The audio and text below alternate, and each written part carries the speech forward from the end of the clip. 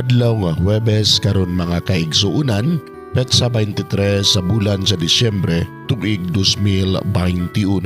Ang pagbasa kinutlo gikan sa Ebanghelyo sumala ni San Lucas kapitulo 1 bersikulo 57 ngadto sa 66.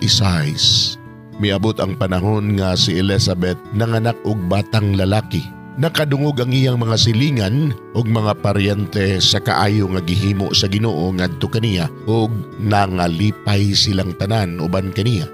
Sa usa ka semana na ang bata, gihimo nila ang seremonya sa pagtuli. Ilaunta siya nganlan og Zacarias sama sa iyang amahan. Apan miingon ang iyang inahan, ayaw, Juan ang ingalan kaniya.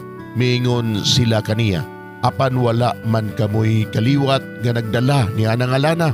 Unya pinaagi sa sinyas, gipangutanan nila ang amahan kung unsay gusto niyang ingalan sa bata.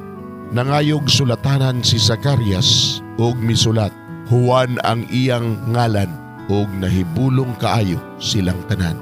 Diha-diha nakasulti si Zacarias ug gidayeg niya ang Dios. Natingala pag-ayo ang ilang mga silingan ug mikaylap sa tanang kabukiran sa Judea ang balita mahitungod ni ining mga butanga.